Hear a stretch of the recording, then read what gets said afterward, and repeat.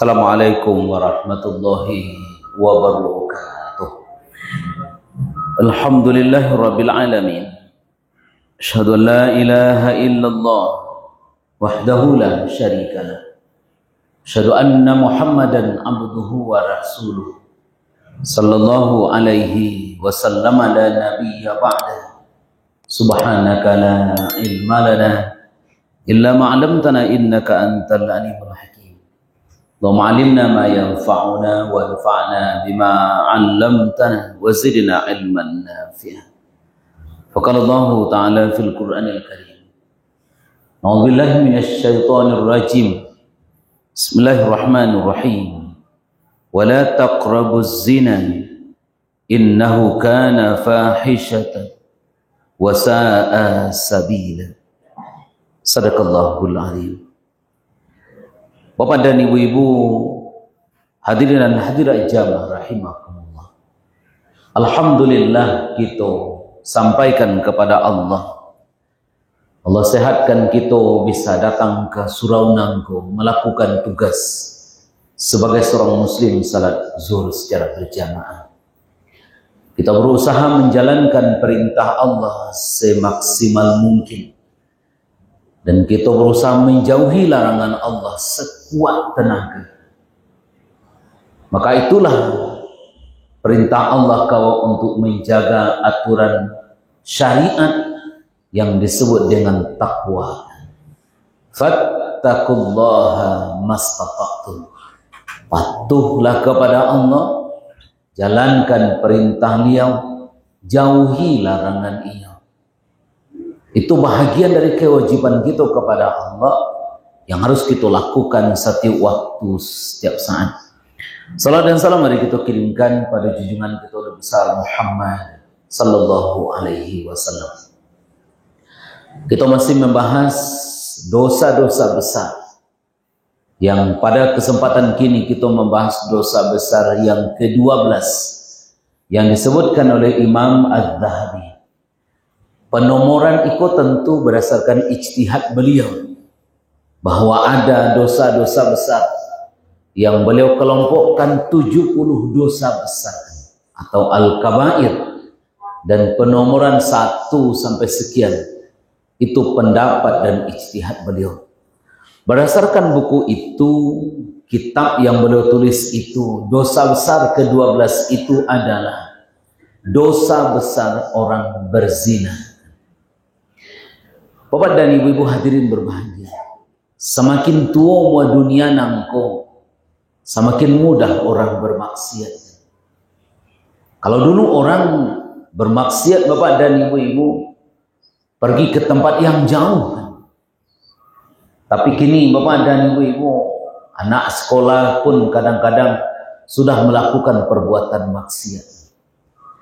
Tak banyak bapak dan ibu-ibu, perbuatan maksiat itu dikerjakan karena anak-anak lah mudah mengakses, melihat, menonton hal-hal yang tidak benar itu kan. Jadi kalau dulu orang bermaksiat karena memang syaitannya yang menonjol, karena pada saat itu imannya sedang jauh. Tapi kalau kini disuguhkan hal-hal yang salah, sehingga anak-anak pun yang elok bisa berubah jadi anak yang tidak elok. Baru-baru kita dikejutkan oleh seorang bapak yang bermaksiat berzina dengan anaknya. Sampai anaknya hamil dan bahkan melahirkan. Dan itu terjadi di Kampung Awak di Sumatera Barat. Dan baru-baru tertangkap bapak dan ibu-ibu anak kos yang bermaksiat dengan temannya kan. Dilah banyak nang ganjian nampak di awak kini, yang bila mana tak kita jago baik-baik, maka agama kita bisa rusak, masyarakat wak bisa rusak karena orang-orang yang berperilaku seperti itu.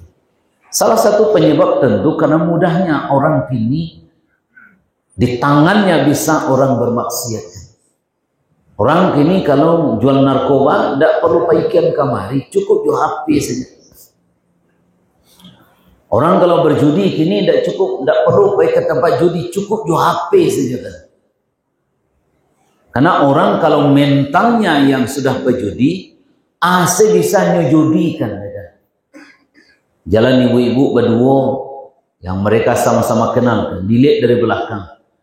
Si anu tuh yang tinggal di simpang tuh, nyo berjalan. Oh enggak, gejek kawannya. Kalau yo bayar dan 100.000, malah jadi judikan. Hanya menebak orang namu aja berjudikan. Nampak orang sembahyang ke surau, lah berubah si anu. Bajunya lah baju putih, kopiah haji si anu tuh. Oh enggak si anu mah. Nah, kalau salah ang bayar 1, kalau menang dan bayar 2. Nah, bisa sada judi. Akses judi, maksiat, zina dan seterusnya itu bisa dilakukan oleh orang di mana-mana.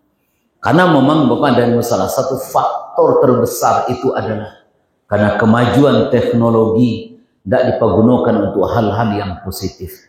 Di agama dalam surat ke-30, ayat yang surat ke-17 ayat yang ke-32 sebutkan oleh Allah, wala taqrabuz zina. Jangan kamu mendekati perbuatan maksiat, perbuatan zina. Di agama mendekati saja itu sudah dilarang. Jangankan melakukan, mendekati saja dilarang.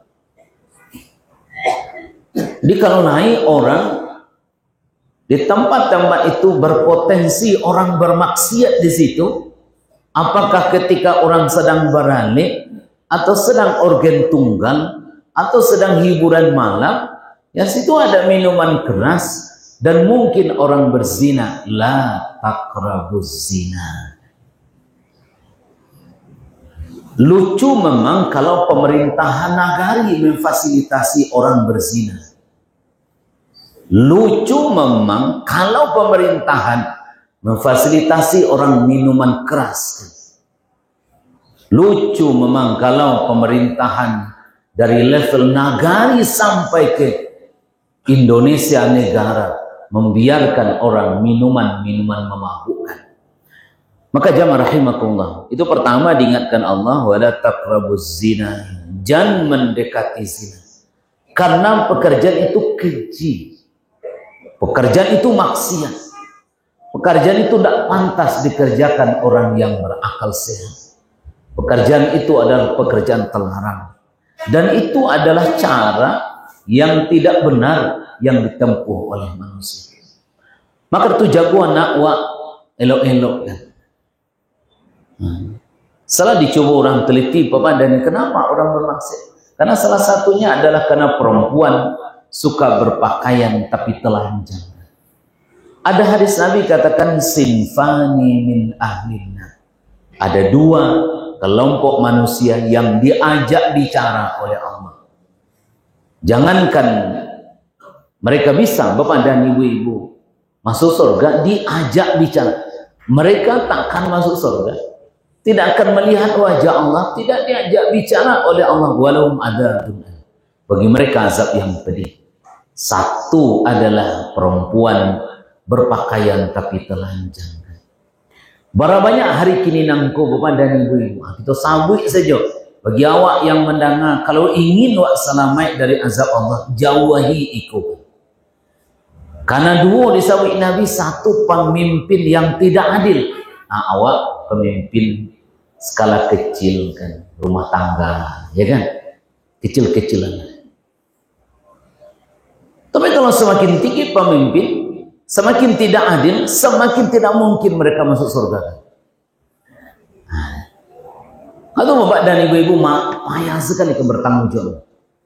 Yang kedua adalah perempuan berpakaian tapi telanjang. Ada ciri-cirinya.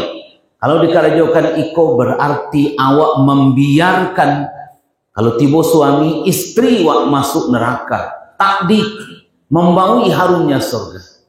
Siapa itu? Perempuan tapi telanjang. 1 kata Nabi, pakaiannya transparan.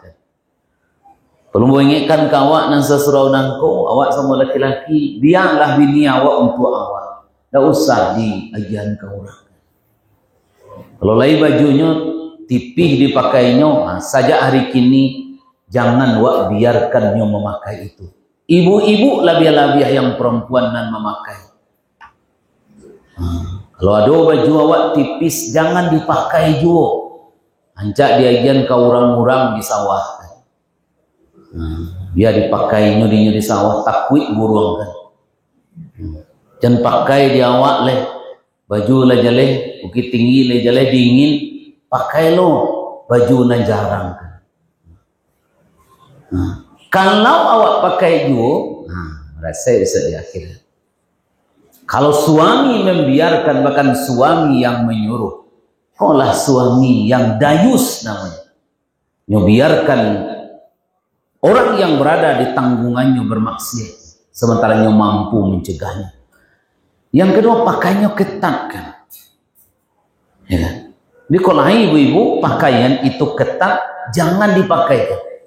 Karena agama menyuruh awak menutup aurat, bukan membungkus aurat.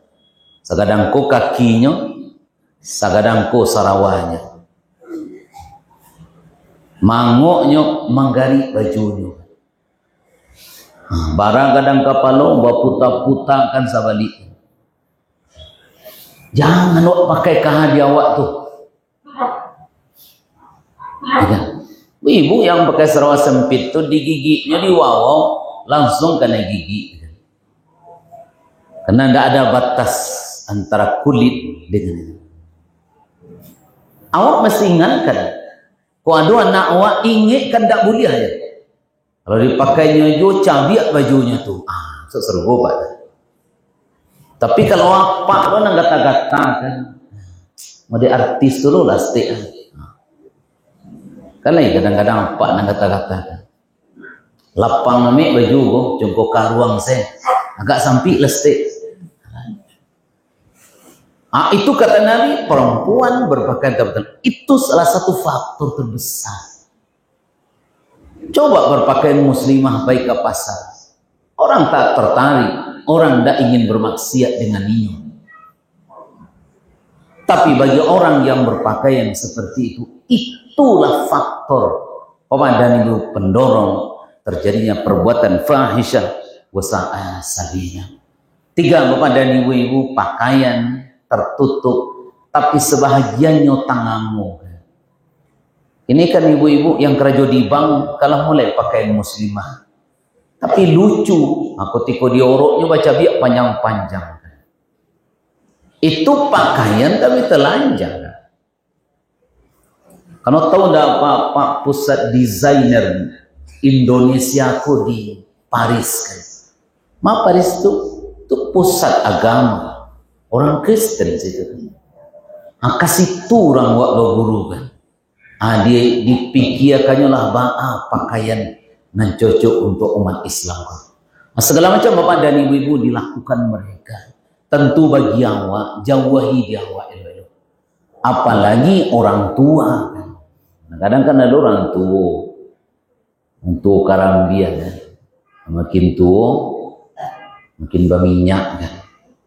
Ada hadis Nabi katakan thalathatun la yukallimuhum yaumal qiyamah wa la yuzakkihim wa lahum adzab wa la yanzuru ilaihim wa lahum adzabun alim.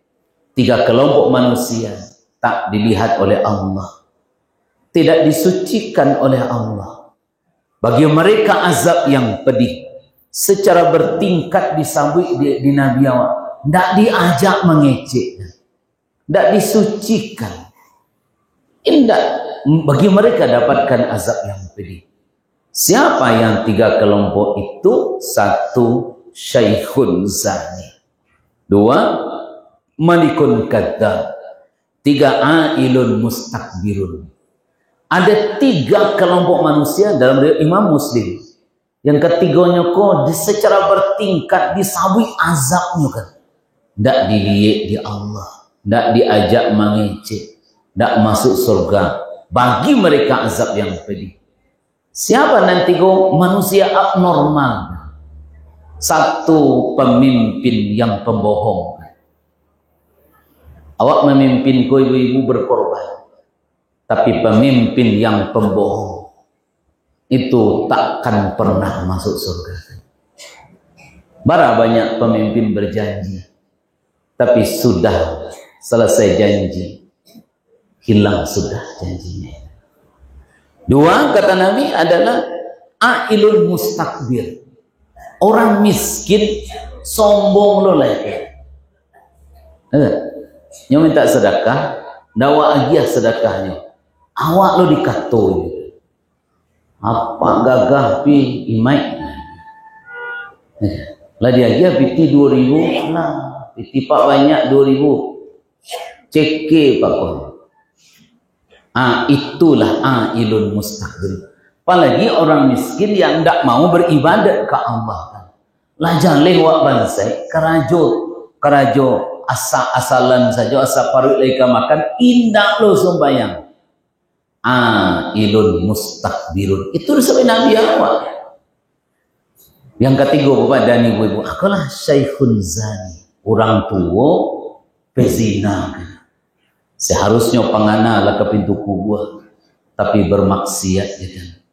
Kan pernah tertangkuk 10 PP bukit tinggi. Inya join enek bacewek-cewek. Tertangkuk keduanya dibawa ke kantor Satpol PP.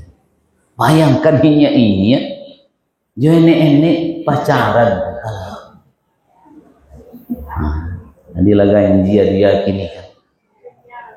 Alah tuh. Akar itu Bapak dan Ibu-ibu disabui syaikhun zani, orang tua yang berzina. Karena itu jamaah rahimakumullah. Poin dasarnya dosa ke-12 kata Az-Zahabi adalah orang-orang yang bermaksiat, melakukan fahisyah dan berbuat zina. Siapa mereka itu? Itulah orang-orang yang dalam pandangan agama sudah melakukan perbuatan yang menjauhkannya dari rahmat Allah, yang mengundang murka dan azab Allah. Kita takwik Bapak dan Ibu-ibu, nanti jadi salamu salori nangko. Dek banyaknya orang bermaksiat kan. Takwik lo kok lama panih kan? Salah satu hadis Nabi kata, kalau indaklah karena binatang samui dalam tanah, ulanan butuh makan. Kalau indaklah karena binatang melata, ambo biarkan orang bimati kelaparan karena maksiat yang menyukarajokan. Tandonyo maksiat mengundang azab. Assalamualaikum warahmatullahi wabarakatuh.